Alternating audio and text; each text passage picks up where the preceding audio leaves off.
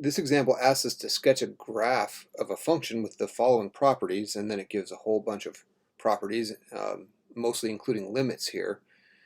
And there's a few things to note about this kind of exercise. First off, there are an infinite number of correct answers to this. So don't become obsessed with making sure your graph is exactly right or wondering why it doesn't match the answer in the back of the book or something like that, because every single person, I guarantee, will have a slightly different graph. They can't all possibly be the same. You just have to make sure your graph meets these properties, but what happens between those points, completely up to you. As long as you remember one thing, and that's my second point here, since this is a function, we need to make sure it passes the vertical line test. Most common mistake that I see with this kind of exercise is that people forget about the vertical line test. So let's recall what that is.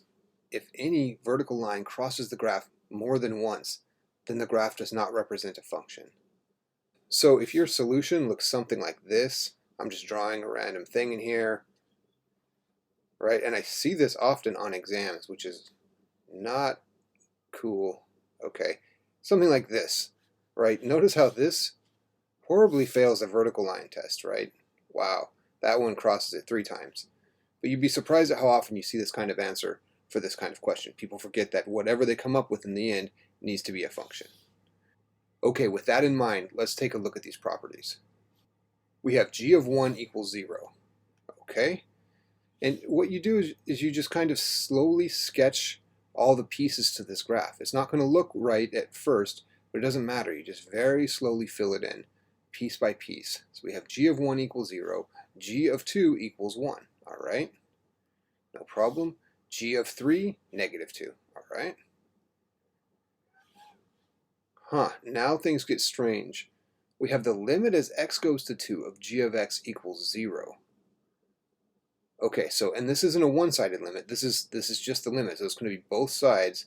So I'm going to just sketch something like this. I don't know what's happening here, but I'm just going to sketch these lines in to remind me, like, well, that's going to 0 there. See what I mean? It looks weird, but don't worry about that too much. Okay, limit as x goes to 3 from the left is negative 1. Okay, so now it's coming in like this. Okay, as we approach 3 from the left, it goes to negative 1. But as we come into 3 from the right, we're going to negative 2. Well, there we go. That lines up. Okay, and that's all we have. So now let's put this thing together in a way that makes sense.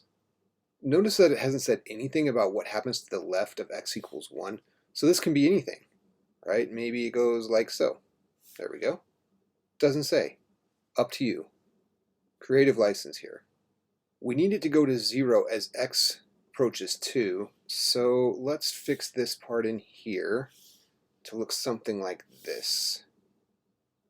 How about that? I'll do an open circle. And I'll get rid of, now we need, see how this kind of connects over here, right there. You can see how we can maybe connect those to make sure that that limit looks right. So there's a little bit of erasing that happens here. Erase that, and come in like so. Maybe, how about just like this? There we go. We'll just go down to 3 that way. Lastly, note that it doesn't say anything about what happens to the right of 3. So we can take this piece down here and just arbitrarily, I'm going to bring it up like this and then go back down. Why not? Right? Completely arbitrary. Up to you. It doesn't matter. Now that our graph is complete, I'm going to go back and check 2 things. A, does it pass the vertical line test? So I'm going to look at this and I'm going to mentally run a bunch of vertical lines, and ideally they'd be straight, through this graph and make sure at no point does it cross the graph twice, right? So you need to check every little thing, but looks like our graph is okay everywhere. That's, again, one of the biggest mistakes I see with this kind of thing. The final thing to do is to go back through all the properties given in the exercise and make sure that the graph meets all those. So on mine, I know that it does, but on yours, when you go to do this, give it one last run through and make sure that you still meet all your properties. You'd be surprised at how often you try to fix one thing and end up messing up something else in the process. So at the very end, go back through, make sure you're meeting all those properties, you'll be good to go.